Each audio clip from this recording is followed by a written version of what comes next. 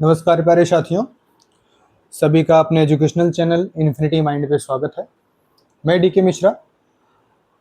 हम लोग आज डिस्कस करने वाले हैं, बात करने वाले हैं सीटेट 2026 जो सितंबर में होने वाला है। जैसा कि हमने अनाउंस किया था कि मैं सीटेट सितंबर का जितना भी मैथ्स का पोर्शन है और साइंस का पोर्शन है उसको मैं फ्री पढ़ाने वाला हूँ अपने यूट्यूब चैनल इन्फिनिटी माइंड 96 पे, और आपको वेबसाइट पे infinitymind.online पे आपको ये फ्री बैच के रूप में मिल जाएगा। ठीक है, तो आज से हम लोग स्टार्ट करने वाले हैं मैथ्स का पूरा पोर्शन। तो सबसे पहले आज जो हम डिस्कस करने वाले हैं, सबसे पहले बेसिक स्टार्ट करेंगे। नंबर क्या होते हैं, मतलब संख्या क्या होती है, संख्या किसे कहते हैं, नंबर कितने प्रकार की होती हैं, संख्याएं कितने प्रकार की होती हैं। कुछ हमारे भाई लोग हिंदी मीडियम से होंगे, कुछ इंग्लिश मीडियम से होंगे, तो मैं हिंदी और इंग्लिश दोनों में समझाते चलूंगा ताकि किसी को किसी प्रकार की प्रॉब्लम ना हो। अगर किसी को कोई भी दिक्कत होती है तो आपके डिस्क्रिप्शन में सारे सोशल मीडिया और जितने भी हेल्प डेस्क हैं सारे आपको अवेलेबल रहेंगे, वहां से आप कांटेक्ट कर सकते हैं। ठीक है, तो चलिए हम लोग स्टार्ट करते हैं अपने टॉपिक को। सबसे पहले हम लोग सीखेंगे संख्या के बारे में। किसके बारे में? संख्या के बारे में। संख्या होता क्या है, या फिर इंग्लिश में जो बात करते हैं उनको बोलते हैं नंबर। इनके बारे में हमको डिस्कस करना है। अब सबसे बेसिक बात, संख्या होती क्या है, संख्या किसको कहते हैं। ठीक है, संख्या किसको कहते हैं? देखो, संख्या बेसिकली हम जिसके अंडर में किसी चीज का मापन करते हैं, किसी चीज को कैलकुलेट करते हैं, मेजर करते हैं, वही हमारा संख्या है। जैसे अगर हम बात करें, हम लोग एक नंबर बोलते हैं 1 या 1, 2, 3। एक्चुअल में 1, 2, 3 क्या है? किसी चीज का मापन है, किसी की क्वांटिटी है, किसी का मेजरमेंट है। अगर हम किसी वस्तु की बात करें, अगर हम किसी वस्तु की बात करते हैं तो मतलब वो एक वस्तु की बात हो रही है। अगर हम किसी पदार्थ की बात करते हैं, अगर वह पदार्थ तरल है, अगर वह पदार्थ कैसा है? तरल है, तो मतलब एक हम किसकी बात करें? 1 लीटर की बात करेंगे, है कि नहीं? अगर वही पदार्थ आपका ठोस है तो मतलब हम 1 किलोग्राम की बात कर रहे होंगे, ठोस होगा तो हम 1 केजी की बात कर रहे होंगे, है कि नहीं? अगर इसी 2 के बारे में बात करें तो 2 भी इसी तरह से है, 2 लीटर या फिर 2 किलोग्राम। या रुपए की बात करें, 2 रुपए, या कुछ लोग जगह ऐसा भी लिखा गया होता 2 रुपए, कुछ ऐसा ही होता है। मतलब संख्या क्या है? किसी प्रकार के मापन को रिप्रेजेंट करने के लिए यूज किया जाता है, किसी के मापन को दर्शाने के लिए जिसका प्रयोग करते हैं उसको हम क्या बोल रहे होते हैं? संख्या बोल रहे हैं। बहरहाल हमारे एग्जाम में, सीटेट के एग्जाम में इसकी परिभाषा या इसका कुछ पूछा नहीं जाएगा। जो भी सवाल बनेंगे, जो भी प्रश्न बनने वाले हैं आपके, इसके प्रकार से, इसमें जो जोड़ना, घटाना, गुणा करना, भाग करना या अन्य इसके जो भी फॉर्मेशन है उनके बारे में डिस्कस करना है, उनके बारे में सवाल पूछे जाएंगे। तो ठीक है, तो चलते हैं, आते हैं संख्याओं के प्रकार पे। किस पे आते हैं? संख्याओं के प्रकार पे। संख्या कितने प्रकार की होती है और सबसे पहली संख्या कौन सी है? सबसे पहली संख्या कौन सी है उसके बारे में डिस्कस करते हैं। तो सबसे पहली संख्या जिसको हमको पढ़ना है वो है हमारा क्या? प्राकृतिक संख्या। क्या है? प्राकृतिक संख्या। प्राकृतिक संख्या, इसको हम बोलते हैं नेचुरल नंबर। कौन सा नंबर बोलते हैं? नेचुरल नंबर बोला जाता है। नेचुरल नंबर बोला जाता है। अब भाइयों, नेचुरल नंबर क्या है? इसके नाम से ही समझ में आ रहा है, प्राकृतिक। प्राकृतिक शब्द से जुड़ा हुआ है क्या? प्रकृति। क्या जुड़ा हुआ है? प्रकृति। मतलब कुछ प्रकृति से जुड़ा हुआ बात यहां पे हो रहा है। कुछ चीज तो ऐसी है, कुछ बात तो ऐसी है जो प्रकृति से जुड़ी हुई है, और जो प्रकृति से जुड़ी हुई है वह संख्या में बात की जा रही है। मतलब वैसे बेसिकली अगर देखा जाए तो प्राकृतिक संख्या की शुरुआत 1, 2, 3, 4, 5, 6, 7, 8 और 9 कुछ इस तरह से, मतलब 1, 2, 3, 4, 5, 6, 7, 8 एंड 9 टाइप का है। कुछ ऐसा है। प्राकृतिक संख्याएं कुछ ऐसी हैं। अब बात करते हैं प्राकृतिक संख्या इनको क्यों कहा गया। अगर ध्यान दें, 1 2 3 4 से लेके 9 तक ऐसी संख्याएं हैं जिनके बारे में आज तक कोई प्रमाण नहीं रहा कि ये आई कहां से, इजात कहां से हुई। आप अगर हिंदू नंबर सिस्टम में देखेंगे तो वहां भी ये पहले से लिखी हुई है। आप इटैलिक नंबर सिस्टम में देखेंगे वहां पर भी लिखी है। आप बेबीलोन सभ्यता जो थी वहां पर भी कुछ इस तरह से आपके सिंबल फॉर्म किए गए थे ना। ये 1 का सिंबल था, इसी को 2 बार बना दो, ये 2 का सिंबल था, ठीक है। इस तरह से बना दो, ये 10 का सिंबल था, कुछ इस तरह के सिंबल थे। मतलब 1 से लेके 9 तक के नंबर कहां से आए इसका कोई प्रमाण नहीं था। और जब इसका कोई प्रमाण नहीं था तो इसका नाम क्या रखा, प्राकृतिक संख्याएं। तो प्राकृतिक संख्याएं बेसिकली क्या है, 1 से 9 तक की संख्याएं प्राकृतिक संख्याएं हैं, लेकिन इनको हम अनंत तक कहते हैं। क्यों, बाद में हमारे पास 0 भी आ गया था। तो हमारी प्राकृतिक संख्याएं कहां से कहां तक होती हैं, 1 2 3 4 5 6 सो ऑन। ये संख्याएं पूरी क्या है, प्राकृतिक संख्याएं। मतलब जिनकी शुरुआत 1 से हो रही हो वह संख्या कौन सी संख्या होती है, प्राकृतिक संख्या होती है। दूसरी अगर संख्या की बात करें, दूसरी संख्या हमारी क्या होती है, होल नंबर। कौन सी संख्या, whole number. Whole number, whole number को हम बोलते हैं पूर्ण संख्या। कौन सी संख्या बोलते हैं, पूर्ण संख्या। अब पूर्ण संख्या यहां पे बोलने का मतलब क्या है, पूर्ण संख्या बोलने का तात्पर्य क्या है। पूर्ण संख्या बोलने का तात्पर्य इतना है कि मतलब इसके पहले जिसके बारे में भी बताया गया उसमें कुछ अपूर्णता थी, कुछ अधूरा था, कुछ आधा अधूरा था, कुछ रह गया था। तो इसी वजह से जो दूसरी संख्या बनी वो कौन सी संख्या बनी, पूर्ण संख्या बनी। और पूर्ण संख्या कब बनी, जब आर्यभट्ट जी ने हमको क्या दे दिया, 0 दे दिया। जब 0 दिया मेरे भारत ने तब दुनिया को गिनती आई। ये एक बहुत फेमस, बहुत पुराना गीत है कि जब 0 दिया मेरे भारत ने तब दुनिया को गिनती आई। तो आर्यभट्ट ने हमको क्या दे दिया, 0 दे दिया। तो अब हमारी संख्या की शुरुआत कहां से होने लगी, 0 1 2 3 4 5 6 इस तरह से सुवान आगे बढ़ते चले जाओ। समझ में आ रही बातें, किसी को किसी प्रकार की प्रॉब्लम, ठीक है। इतना समझ में आया कि प्राकृतिक संख्या क्या होती है।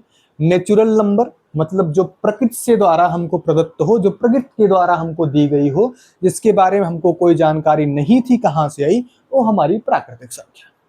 होल नंबर पूर्ण संख्या, वह संख्या जो कभी अधूरा था और पूरा हुआ, मतलब 0 के मिलने से पूरा हो गया, तो क्या हुआ, पूर्ण संख्या हो गई। पूर्ण संख्या के बाद हमारे पास तीसरी संख्या आती है इंटीजर नंबर। इंटीजर नंबर, अब इंटीजर नंबर क्या है, मतलब इंटीजर नंबर को हिंदी में बोलते हैं पूर्णांक। पूर्णांक संख्या, कौन सी संख्या, पूर्णांक संख्या।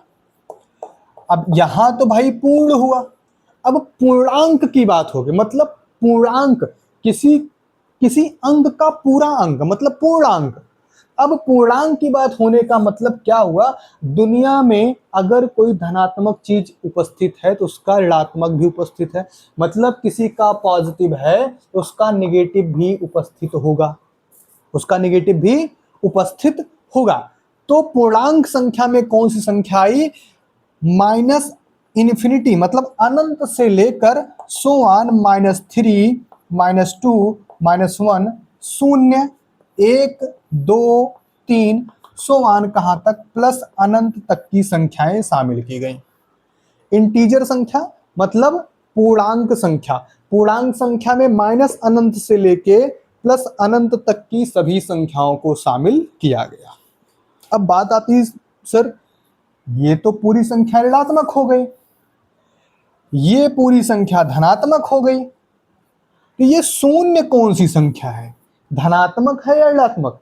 भैया शून्य ऐसी संख्या है जो कि ना धनात्मक है, ना तो धनात्मक है, ना ही ऋणात्मक, ना तो धनात्मक है और ना ही ऋणात्मक, ना ही ऋणात्मक। मतलब धनात्मक ऋणात्मक में से कुछ भी नहीं है। शून्य ना तो धनात्मक संख्या है, ना तो ऋणात्मक संख्या है। समझ में आ रही बातें? शून्य ना तो धनात्मक संख्या है, ना ही ऋणात्मक संख्या है। बाकी शून्य के दाईं तरफ क्या है? सब धनात्मक संख्याएं हैं और शून्य के बाईं तरफ सब क्या है? ऋणात्मक संख्याएं हैं। इतनी बातें समझ में आ गई सबको? क्लियर है भाई? जिसको नोट करना नोट करते चलो, हम सिखाते चलेंगे, समझाते चलेंगे। आप वीडियो को रोक के वहां पॉज करके आप इसको नोट करिएगा। ठीक है, चले आगे बढ़ें। चलिए भाई नेक्स्ट पॉइंट पे आते हैं। अब यहां तक हम लोगों ने सीखा कि पहली संख्या हमने सीखा प्राकृतिक संख्या, दूसरी संख्या हमने सीखा पूर्ण संख्या और तीसरी संख्या हमने सीखा क्या? पूर्णांक संख्या। अब बात आती है सर, कभी कभी हम सम संख्याओं की भी बात करते हैं, कभी कभी हम सम संख्या की भी बात करते हैं, ये क्या होती है? कभी कभी हम विषम संख्या की बात करते हैं, ये क्या होता है? ठीक है, कभी कभी हम सम संख्या की बात करते हैं, कभी कभी विषम संख्या की बात करते हैं। ठीक है, कभी कभी हम धनात्मक संख्या की बात करते हैं, धनात्मक संख्या की बात करते हैं। धनात्मक संख्याएं क्या होती हैं? कभी कभी हम ऋणात्मक संख्या की बात करते हैं, ऋणात्मक संख्या। ठीक है, अब हमारे पास ये चार कैटेगरी हो गई, सम संख्या, विषम संख्या, धनात्मक संख्या और ऋणात्मक संख्या।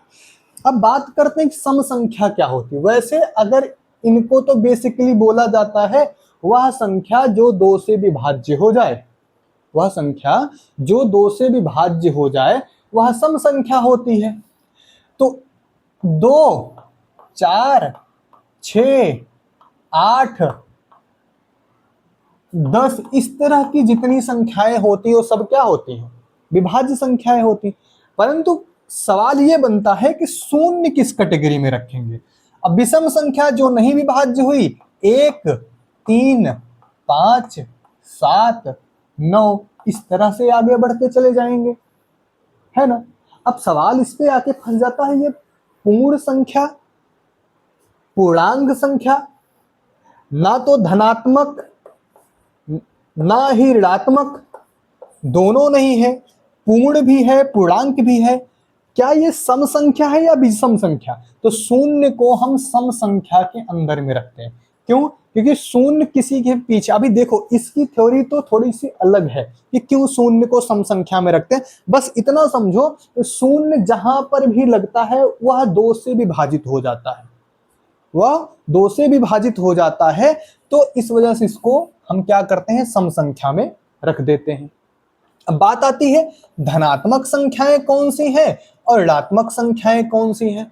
तो जो संख्याएं अभी हम लोगों ने पूर्णांक संख्या में पढ़ा, शून्य के जो दाईं तरफ की संख्याएं 1, 2, 3, 4, 5 ये सभी संख्याएं थी, ये क्या थी? धनात्मक संख्याएं।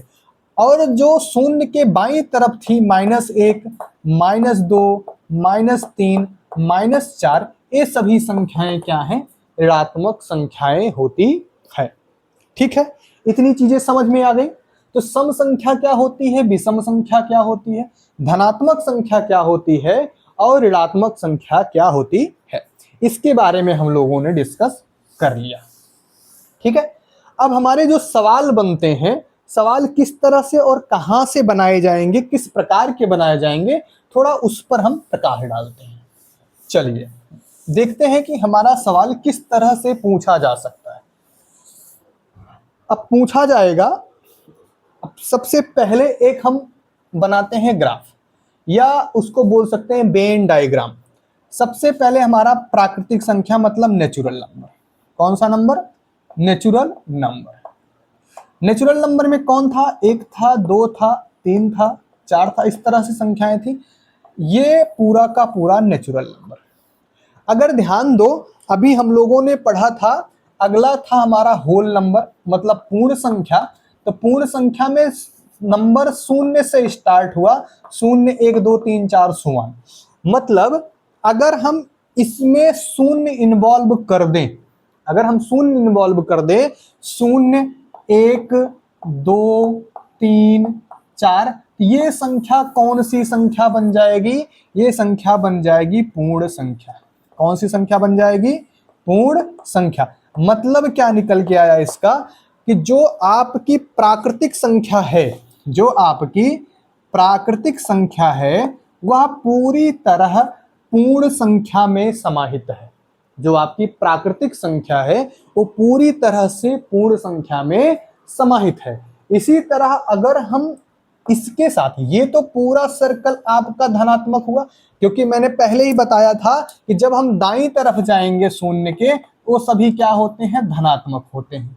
और शून्य के अगर बाईं आएंगे तो ऋणात्मक होता है। लेकिन वो कब होता है? जब हम पूर्णांक में आते हैं। मतलब शून्य के बाईं तरफ के नंबर को अगर हम इन्वॉल्व कर दें, अगर इनको भी लिख दिया जाए, तो ये संख्या क्या बन जाती है? पूर्णांक संख्या बन जाती है। कौन सी संख्या बन जाती है? पूर्णांक संख्या बन जाती है। कौन सी संख्या भैया? पूर्णांक संख्या बन जाती है। अब जब धनात्मक और ऋणात्मक सब इन्वॉल्व हो गए तो कौन सी संख्या बन गई? ये पूर्णांक संख्या। अब फिर यहां से भी एक संदेश जाता है कि भैया पूर्णांक संख्या क्या करता है? अपने अंदर प्राकृतिक संख्या और अपने अंदर पूर्ण संख्या दोनों को समाहित रखता है, दोनों को अपने अंदर समाहित रखता है, दोनों को अपने अंदर कंटेन करता है। क्लियर हुई बातें? इतनी चीजें समझ में आ रही सबको? डन? ठीक है, तो आगे बढ़ते हैं। इतना समझ में आ गया। अब नेक्स्ट टॉपिक हमारा जो है, नेक्स्ट पॉइंट जो है, इसके आगे बढ़ते हैं। परिमेय संख्या और अपरिमेय संख्या। तो अगली संख्या हमारी कौन सी है? परिमेय संख्या। कौन सी संख्या? परिमेय संख्या। परिमेय संख्या। अब बात करते हैं परिमेय संख्या क्या होती है। इसके बाद अगली संख्या हमारा है अपरिमेय संख्या। अपरिमेय संख्या। अपरिमेय संख्या। दो संख्याएं हमको पढ़नी, परिमेय संख्या और अपरिमेय संख्या। ठीक है। परिमेय संख्या वे संख्याएं जिनको हम P/Q के रूप में लिख सकें, जहां पे Q कभी भी 0 नहीं होना चाहिए। शर्त क्या है? जिसको हम P/Q के रूप में लिख सकें और Q कभी भी 0 नहीं होना चाहिए, और P और Q दोनों क्या हो? पूर्णांक हो। दोनों क्या हो? पूर्णांक हो। मतलब पूर्णांक होने का सेंस क्या है? चाहे धनात्मक हो, चाहे ऋणात्मक हो, चाहे शून्य हो, परंतु शून्य कौन नहीं हो सकता? आपका Q शून्य नहीं हो सकता। कौन शून्य नहीं हो सकता? Q आपका शून्य नहीं हो सकता। तो ऐसी संख्याएं क्या होती हैं? परिमेय संख्याओं के अंदर में रखी जाती हैं। अब बात करते हैं कि अपरिमेय संख्या क्या है। अपरिमेय संख्या जिनको P/Q के रूप में नहीं लिखा जा सके, क्या ऐसा है कि वो परिमेय संख्या है? अपरिमेय संख्या। तो पहले तो हम डिसाइड करें परिमेय संख्या को हम पहचानने की कैसे, कौन कौन परिमेय संख्या हो सकती है, कौन कौन सी संख्या परिमेय संख्या हो सकती है। तो सबसे पहला पॉइंट,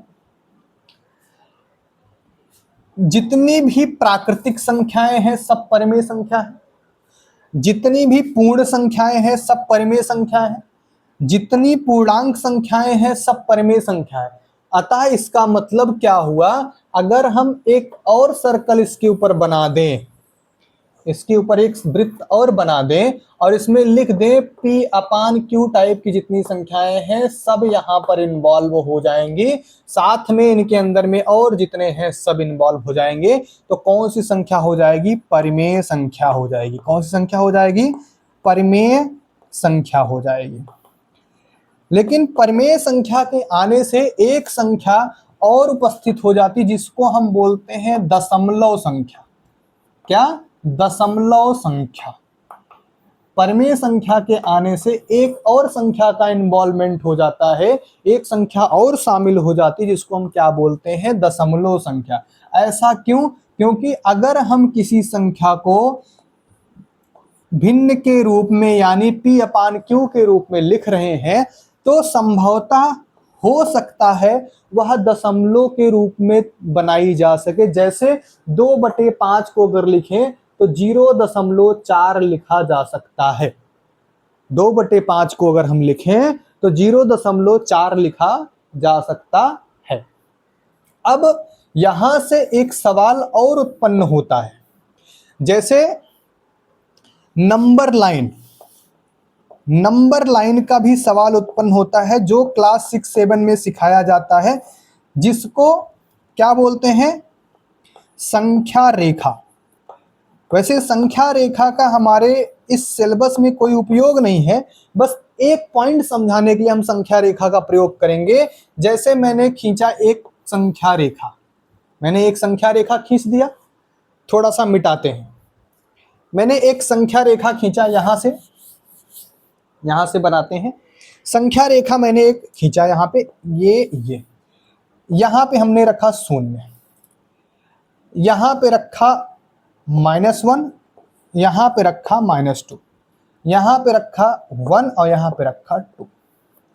ठीक है, अभी तक ध्यान दो, नेचुरल नंबर मतलब प्राकृतिक संख्या में अगर दो लगातार किसी प्राकृतिक संख्या को लिया जाए, जैसे ले लूं 1 और 2, दो लगातार प्राकृतिक संख्या है, तो इनके बीच में क्या कोई संख्या इन्वॉल्व होगी? अगर कोई पूर्णांक संख्या है 1 और 2 तो क्या इनके बीच में कोई संख्या होगी? या अगर कोई पूर्ण संख्या 1 और 2 है तो क्या इनके बीच में कोई तीसरी संख्या आ सकती है? तो भैया जवाब होगा बिल्कुल नहीं। कब तक? जब तक यह संख्या पूर्णांक संख्या है। आपसे सवाल पूछा जाए, क्या दो लगातार संख्याओं के बीच में, क्या दो लगातार पूर्णांक संख्याओं के बीच में कोई तीसरी संख्या आ सकती है? दो लगातार पूर्णांक का मतलब होता है कॉन्जिक्यूटिव, लगातार 3, 4, 5, 7, 11, 12, इनके बीच में क्या तीसरी संख्या आ सकती है? भैया जवाब होगा नहीं आ सकती है। क्यों नहीं आ सकती? क्योंकि इनके बीच में दशमलव नहीं आया था अभी तक। दशमलव कहां से आना शुरू हुआ? दशमलव आना शुरू हुआ परिमेय संख्या से, जब हम P/Q के रूप में लिखना शुरू कर लेते हैं तब। कब से शुरू होता? जब P/Q के रूप में लिखना शुरू कर दिए तब हमारे पास दशमलव आया, और जब दशमलव आया तब दो लगातार संख्याओं के बीच में तीसरी संख्या आने की शुरुआत होगी। अब बात है कि दो लगातार संख्याओं के बीच में कितनी संख्या आ सकती है? कब? जब दोनों संख्याएं परिमेय हो, जब दोनों संख्याएं परिमेय हो। अब देखो कितनी संख्या आ सकती, खोजते हैं। अब बात करते हैं 0 से 1 के बीच में कितनी संख्याएं आ सकती हैं। तो अगर वैसे करें तो देखो 0 है ये, अगली संख्या 0.1 लिख सकता हूं, 0.2 लिख सकता हूं, 0.3 लिख सकता हूं। इस तरह से 0.9 तक लिखूंगा, उसके बाद हम कहां पहुंच जाएंगे? 1 पर पहुंच जाएंगे। लिख सकते हैं, मतलब 0 से 1 तक हमको कितनी संख्याएं मिली? 9 संख्याएं मिली। परंतु कोई ऐसा सवाल उत्पन्न कर दे यहां पे कि हम 0 से लेके 0.1 के बीच संख्या चाहते हैं, अब कितनी संख्याएं आएंगे? फिर से हम क्या करेंगे? 0.01 करेंगे, 0.02 लिखेंगे, इसी तरह 0.09, फिर से हमारे पास 9 आए। अब फिर से कोई सवाल करे, हमको 0.01 में नहीं चाहिए, हमको 0 से लेके 0.01 के बीच में चाहिए। कहाँ चाहिए? 0.01 के बीच में चाहिए। मतलब इस तरह से हम आगे बढ़ते जाएंगे कि नहीं जाएंगे? मतलब अगर ध्यान दें, इस तरह से हमारे पास कितनी संख्याएं मिल जाएंगी? अनंत संख्याएं मिल जाएंगी। कितनी संख्याएं मिल जाएंगी? अनंत संख्याएं मिल जाएंगी। तो मतलब क्या निकल के आया? इसका निष्कर्ष क्या निकल के आया कि परिमेय संख्या जब इन्वॉल्व होगी, जैसे परिमेय संख्या आएगी तो दो लगातार संख्याओं के बीच में कितनी संख्याएं मिलना प्रारंभ हो जाएंगी? अनंत संख्याएं। कितनी संख्याएं? अनंत संख्याएं मिलना प्रारंभ हो जाएंगी। कितनी संख्याएं हो जाएंगी भाई? अनंत संख्याएं। समझ में आया? तो परिमेय संख्या आते ही कौन इन्वॉल्व होगा? दशमलव का इन्वॉल्वमेंट होगा। दशमलव उसमें एंट्री मार लेगा, और जैसे दशमलव एंट्री मारेगा दो लगातार संख्याओं के बीच में अनंत लोग उपस्थित हो जाएंगे। कितने लोग उपस्थित हो जाएंगे? अनंत लोग उपस्थित हो जाएंगे। मतलब परिमेय संख्या किसको किसको अपने अंदर में कंट्रोल रखेगा? नेचुरल नंबर मतलब प्राकृतिक संख्या को, पूर्ण संख्या को, पूर्णांक संख्या को, और इन सभी को अपने अंदर में कंट्रोल रखेगा। साथ में दशमलव का भी इन्वॉल्वमेंट होगा। अब आगे बढ़ते हैं।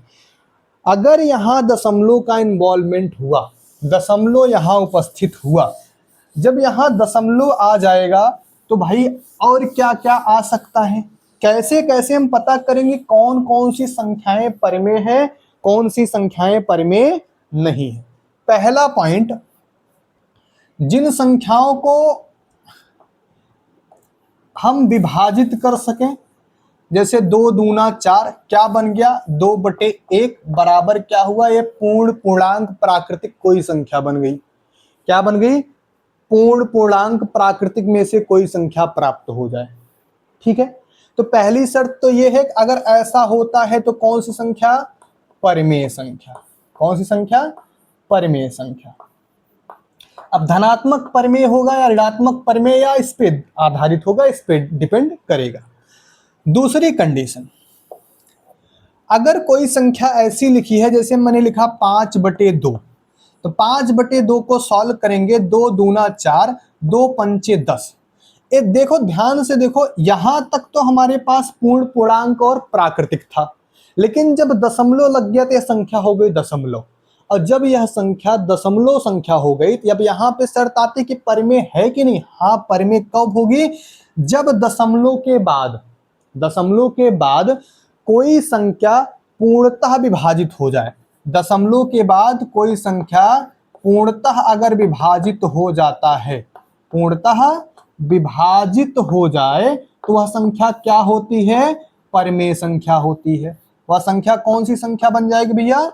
परिमेय संख्या बन जाएगी। अगर कोई संख्या दशमलव के बाद कहीं भी जाके, मस्ट नहीं है, जरूरी नहीं दशमलव के तुरंत बाद ही विभाजित हो जाए, जरूरी नहीं है।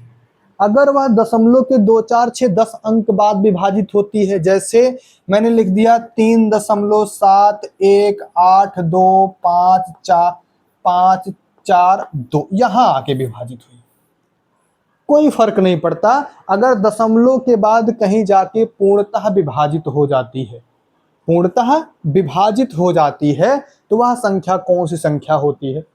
प्राकृतिक संख्या होती है। तीसरा बिंदु हमारा क्या है? तीसरा बिंदु है, अगर कोई संख्या, कोई p/q की संख्या जहां पे q 0 ना हो, इसका दशमलव प्रसार क्या हो जाए? आवर्ती हो जाए। दशमलव प्रसार की क्या हो जाए? प्रसार में आवृत्ति हो जाए। दशमलव प्रसार में आवृत्ति हो जाए भाई। आवृत्ति हो जाए का सेंस क्या हुआ?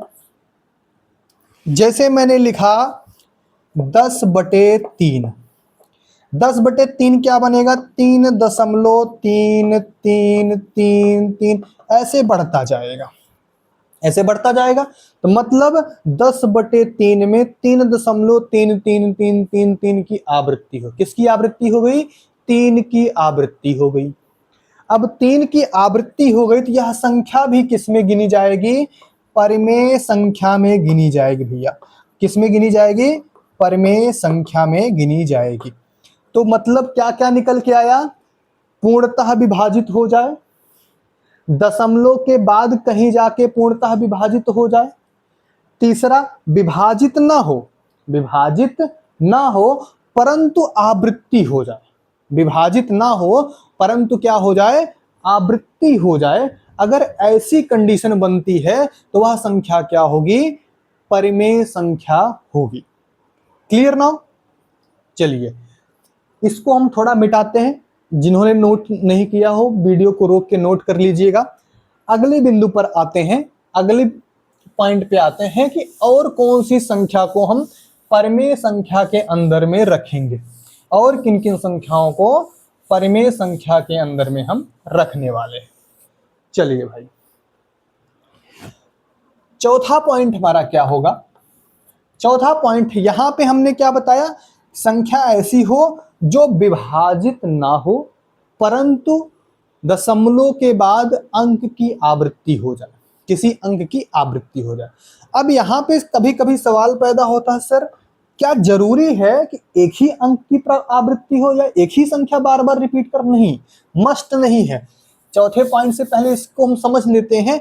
हो सकता है ये संख्या कुछ ऐसी 2.464646 की तरह आवृत्ति में हो सकता है 7.392 किसी समूह के साथ आवृत्ति कर जाए, समूह के साथ क्या कर जाए? आवृत्ति कर जाए। जरूरी नहीं कि एक ही संख्या आवृत्ति में हो, बस शर्त क्या है? पूर्णतः विभाजित ना हो परंतु आवृत्ति हो। पूर्णतः विभाजित ना हो, पूर्णतः विभाजित ना हो, विभाजित ना हो परंतु आवृत्ति हो जाए, आवृत्ति हो जाए। अब आवृत्ति कैसी हो? चाहे सामूहिक आवृत्ति हो, चाहे एक ही संख्या एक ही अंक की आवृत्ति हो जाए, दोनों दशा में, दोनों कंडीशन में वो कौन सी संख्या के अंदर में आएगा? परिमेय संख्या के अंदर में आएगा। कौन सी संख्या के अंदर में आएगा? परिमेय संख्या के अंदर में आएगा। समझ में आया कि नहीं आया? किसकी संख्या के अंदर में आएगा? परिमेय संख्या के अंदर में आएगा। चौथी कंडीशन, चौथी कंडीशन, जिन संख्याओं को, जिस संख्या का वर्गमूल या घनमूल प्राप्त हो सके, घनमूल प्राप्त हो सके, प्राप्त हो सके, वह संख्या भी क्या कहलाती है? प्राकृतिक संख्या, परिमेय संख्या कहलाएगी। वह संख्या भी कौन सी संख्या होगी? परिमेय संख्या हो जाएगी। अब बात आती है भैया वर्गमूल या घनमूल। हाँ, वर्गमूल या एक साथ नहीं कि एक ही संख्या का वर्गमूल भी निकालो और घनमूल भी निकालो, ऐसा नहीं मैंने कहा। या चाहे किसी संख्या का वर्गमूल संभव हो जाए या किसी संख्या का घनमूल संभव हो जाए। जैसे मैं लिखूं 4 का वर्गमूल बताओ, तो 4 का वर्गमूल कितना होगा भैया? 2 हो जाएगा। 27 का घनमूल बता दो तो कितना हो जाएगा? 3 हो जाएगा। तो मतलब 27 भी आपका क्या है? एक परिमेय संख्या है और 4 भी एक परिमेय संख्या है। ठीक है, मतलब ऐसी संख्या, जिन संख्या का वर्गमूल या घनमूल प्राप्त हो सके वो भी परिमेय संख्या के तहत रखी जाएंगी। लेकिन ऐसी संख्या जिनका वर्गमूल घनमूल पूर्णतः नहीं मिल सकता, जैसे √3, इसका हमको वर्गमूल नहीं मिलेगा, तो √3 मतलब √3 जो है यह संख्या परिमेय संख्या के अंडर में नहीं आएगी, यह परिमेय संख्या के तहत नहीं आएगी। क्लियर? तो समझ में आया क्या बताया मैंने परिमेय संख्या के बारे में? पहला बिंदु हमने बताया कि पूर्णतः विभाजित हो जाए, पहला बिंदु बताया पूर्णतः विभाजित हो जाए तो परिमेय संख्या। दूसरा, दशमलव के बाद कहीं जाके विभाजित हो जाए, दशमलव के पहले स्थान पे, दूसरे स्थान पे, तीसरे स्थान पर कहीं पर भी जाके विभाजित हो जाए, वह संख्या क्या होती है? परिमेय संख्या हो जाती है। तीसरा, P/Q, Q does not equal to 0, मतलब दशमलव प्रसार में पूर्णतः विभाजित तो ना हो परंतु किसी संख्या की या किसी संख्या समूह की, किसी अंक समूह की आवृत्ति हो जाए, किसी अंक समूह की या किसी अंक की क्या हो जाए? आवृत्ति हो जाए, तब भी वह संख्या क्या होती है? परिमेय संख्या होती है। अगला पॉइंट, जो चौथा पॉइंट हमने डिस्कस किया, जिस संख्या का वर्गमूल या घनमूल प्राप्त हो सके, जिस संख्या का वर्गमूल या घनमूल प्राप्त हो सके, वह संख्या क्या होगी? परिमेय संख्या हो जाएगी। Clear now? किसी को किसी प्रकार का डाउट? भाई जिसको नोट करना हो फटाफट नोट कर लो। क्लियर? चलिए मिटाते हैं इसको, फिर आगे बढ़ते हैं हम लोग। संख्या क्या क्या समझ में आ गया? परिमेय संख्या हमारा हो गया। अब आते हैं हमारी अगली संख्या क्या है? अपरिमेय संख्या। कौन सी संख्या? अपरिमेय संख्या। तो सीधी सी बात है, जो परिमेय नहीं होगी वही संख्या क्या होगी? अपरिमेय होगी। जैसे अभी सबसे लास्ट में हमने √3 लिखा था। √3 जिसका हम वर्गमूल भी नहीं निकाल सकते, मतलब पूरी तरह से पूर्ण या पूर्णांक रूप में वर्गमूल नहीं निकाल सकते, वह संख्या क्या है? √3 थी। √2 भी होगा, √5 भी होगा। ये सभी संख्याएं क्या हैं? अपरिमेय संख्याओं के अंदर में आएंगे। तो अगला पॉइंट हमारा क्या है? अपरिमेय संख्या। कौन सी संख्या? अपरिमेय संख्या। अपरिमेय संख्या। अब अपरिमेय संख्या क्या? जो संख्याएं परिमेय नहीं। बेसिकली अगर हम ध्यान दें अपरिमेय संख्या क्या है?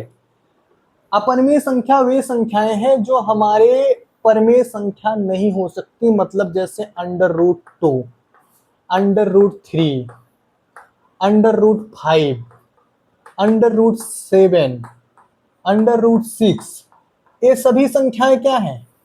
अपरिमेय संख्याएं। ये सभी संख्याएं अपरिमेय संख्याएं हैं।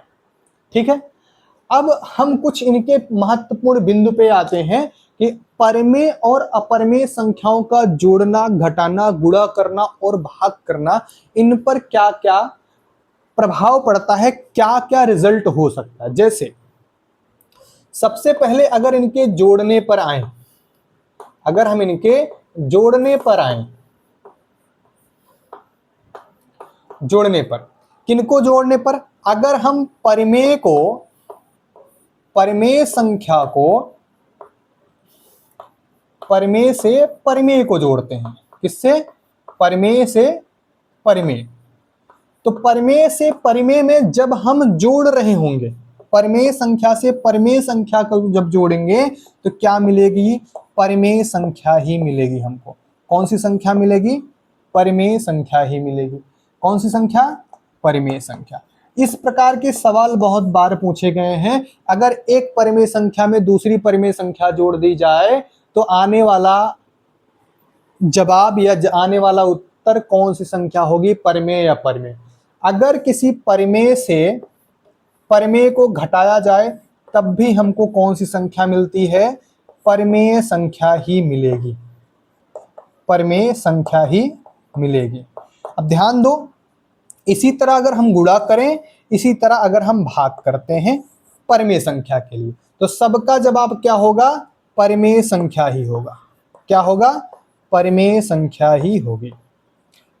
अब सोच रहे होंगे जब सर सब परिमेय ही संख्या होनी है तो आप इसको बता ही कहाँ रहे हो? भाई बता इसलिए रहे हैं कि अभी थोड़ा सा गेम इसमें बदलेगा। क्या बदलेगा? अगर हम परिमेय संख्या को अपरिमेय संख्या के साथ काम करना शुरू करें। अभी तो हमने परिमेय से परिमेय के साथ काम किया, अब हम बात करते हैं अगर अपरिमेय को अपरिमेय से जोड़ें। अपरिमेय को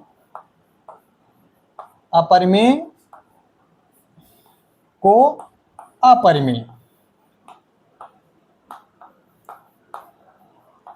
यहां से देखो गेम बदल जाएगा भाई।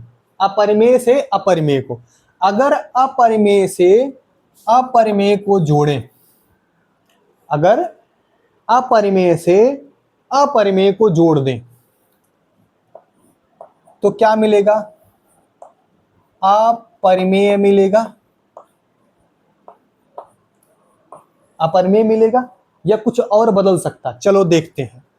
जैसे मैंने लिखा 2 + √3, 2 + √3, यह संख्या क्या है? यह संख्या अपरिमेय है। अपरिमेय में किसी परिमेय को जोड़ोगे तो वह संख्या भी क्या आएगी, अपरिमेय आएगी। क्या आएगी, अपरिमेय आएगी। अब इसी में हम क्या करें, किसी एक अपरिमेय संख्या को जोड़ दें तो हमारा रिजल्ट हमेशा क्या आएगा, अपरिमेय आएगा, परिमेय आएगा। या हमने 2 माइनस अंडर रूट 3 लिखा, यह एक संख्या है जो कि अपरिमेय है, जो कि क्या है, अपरिमेय है कि नहीं है। दूसरी संख्या हमने अंडर रूट 3 लिखा, यह भी क्या है, अपरिमेय है।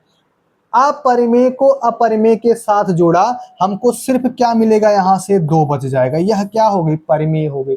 मतलब परिमेय को परिमेय के साथ काम करेंगे तो परिमेय संख्या आएगी, घटाएंगे तब भी परिमेय संख्या, समथिंग समथिंग, हर जगह परिमेय आएगा। लेकिन अगर अपरिमेय को अपरिमेय के साथ जोड़ते हैं तो हम कह नहीं सकते परिमेय आएगा, अपरिमेय आएगा। कह सकते हैं अगर अपरिमेय को अपरिमेय के साथ जोड़ दें तो क्या हम इस चीज की गारंटी दे सकते हैं कि यह संख्या परिमेय है या अपरिमेय। अगर हम इनको घटा दें तो क्या हम यह कह सकते हैं यह संख्या परिमेय होगी या अपरिमेय होगी। अगर हम घटाने की बात यहाँ प्लस कर दूं और यहाँ माइनस कर दूं, ये भी एक अपरिमेय संख्या है, यह भी एक अपरिमेय संख्या है। दोनों अपरिमेय संख्याओं को हमने घटा दिया तो क्या आएगा, फिर से परिमेय आ गया कि नहीं आ गया। और अपरिमेय भी आ सकता, अगर हम इसको माइनस कर दें, अगर हम इसको माइनस कर दें, इसको भी माइनस कर दें तो यहां पर भी हमारे पास क्या हो सकता है, अपरिमेय हो सकता है। तब हमारे पास क्या आएगा, 2 माइनस 2 अंडर रूट 3 हो जाएगा, ऐसा आ जाएगा। यह संख्या अपरिमेय हो गई, हुई कि नहीं हुई। मतलब अगर हमारे पास परिमेय से परिमेय को जोड़ा जाए तो सब परिमेय आएगा, लेकिन अपरिमेय से अपरिमेय के साथ प्लस माइनस गुणा भाग सब अपने आप में प्रश्न चिन्ह के साथ आएगा। ये परिमेय होगा कि नहीं होगा, इसमें सस्पेंस रहेगा, इसमें ऐसी संभावना बनी रहेगी कि यह परिमेय भी हो सकता है और अपरिमेय भी हो सकता है। परंतु अगर किसी परिमेय को किसी अपरिमेय के साथ कोई भी प्रक्रिया कराओगे, परंतु किसी परिमेय को किसी अपरिमेय के साथ कोई भी प्रक्रिया कराओगे, उसका जवाब हमेशा क्या आएगा, अपरिमेय आएगा। मैं इधर लिख देता हूं, परिमेय से अपरिमेय, अपरिमेय। तो अब अपरिमेय से परिमेय, परिमेय से अपरिमेय कोई भी हो, ठीक है। पहला क्या हमने समझा, परिमेय से परिमेय के साथ प्लस माइनस मल्टीप्लाई डिवाइड कुछ भी करेंगे तो हमारे पास सब क्या आएंगे, परिमेय संख्याएं आएंगी। इस प्रकार के सवाल पूछे जा चुके हैं, इसीलिए मैं बार बार इसको इंडिकेट कर रहा हूं। इस तरह के सवाल पूछे गए हैं, थ्योरेटिकल टाइप के मैथमेटिक्स के पूछे गए हैं, अर्थमेटिक में थ्योरेटिकल टाइप पूछे गए। लेकिन अगर अपरिमेय को अपरिमेय के साथ चाहे प्लस करोगे, चाहे माइनस करोगे, चाहे गुणा करोगे और चाहे भाग करोगे, इसमें परिमेय स्लैश अपरिमेय दोनों आने के चांस बने रहेंगे। परिमेय भी आ सकता है, अपरिमेय भी आ सकता है। क्लियर इतनी बातें। परंतु अगर परिमेय के साथ अपरिमेय या अपरिमेय के साथ परिमेय का जोड़ किया जाए, घटाव किया जाए, गुणा किया जाए या भाग किया जाए, सभी स्थिति में जवाब सिर्फ क्या होगा, अपरिमेय होगा। क्या होगा, अपरिमेय होगा। अब बोलोगे सर कैसे होगा, कोई भी परिमेय ले लो, परिमेय संख्या कहीं से भी आप ले लोगे, परिमेय संख्या कुछ भी ले लोगे, जब अपरिमेय संख्या के साथ काम करोगे। अपरिमेय संख्या क्या है, ना तो विभाजित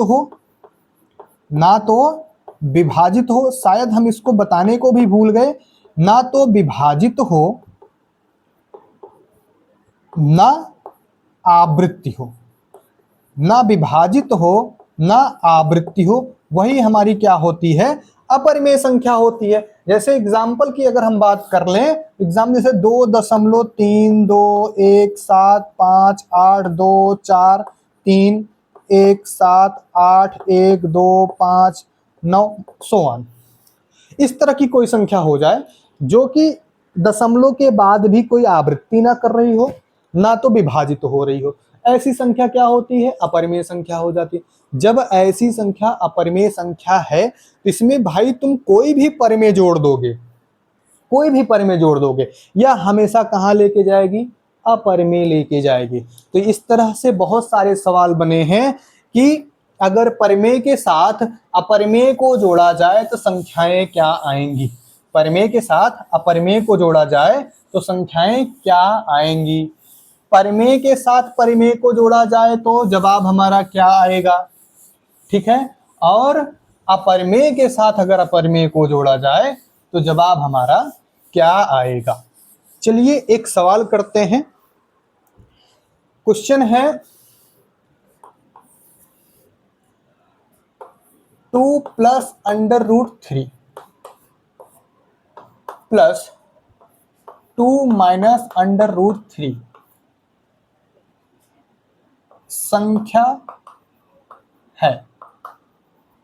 ऑप्शन आपका A B C D। पहला ऑप्शन आपका है परिमेय, अपरिमेय,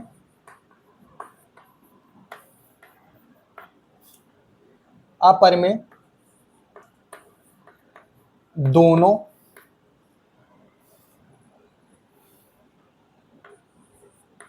इनमें से कोई नहीं, इनमें से कोई नहीं, कोई नहीं, इसमें से कोई भी नहीं। आपके पास संख्या दी गई 2 प्लस √3 प्लस 2 माइनस √3 संख्या है। यह जो दी गई संख्या है इसके बारे में बताना है, यह संख्या परिमेय है, यह संख्या अपरिमेय है, यह परिमेय अपरिमेय दोनों है, या इनमें से कोई भी नहीं है। सोचो भाई क्या हो सकता है। सिंपल सा साधारण सी संख्या है, 2 आपकी एक परिमेय संख्या है, और मैंने अभी बताया अगर उसके साथ कोई संख्या अपरिमेय जोड़ दी जाए तो पूरी संख्या क्या आएगी? अपरिमेय आएगी। क्या आएगी? अपरिमेय आएगी, अपरिमेय आएगी। फिर से अगर कोई संख्या 2 है जो कि परिमेय है, इसमें से कोई अपरिमेय संख्या घटा दी जाए तो भी संख्या क्या आएगी? अपरिमेय आएगी। आएगी कि नहीं आएगी? अब जब दोनों संख्याएं अपरिमेय हो गई तो अभी मैंने बताया था जब अपरिमेय के साथ अपरिमेय का कोई भी क्रम किया जाए प्लस माइनस गुणा भाग तो हम निर्धारित नहीं कर सकते हैं कि क्या होगा। अतः हमको क्या करना पड़ेगा? सॉल्व करना पड़ेगा। तो बीच में लगा है प्लस, भैया प्लस लगा दो, जोड़ो, 2 को 2 के साथ जोड़ दिया, कितना बन गया? 4 बन गया। ये धन 3 था, ये ऋण 3 था, कट गया। 4 कैसी संख्या है? 4 एक परिमेय संख्या है। 4 एक कैसी संख्या है? परिमेय संख्या है, जो कि किस्म के अंदर में आएगी? पूर्ण में भी आएगी, पूर्णांक में भी आएगी, और प्राकृतिक में भी आएगी। किस में आएगी?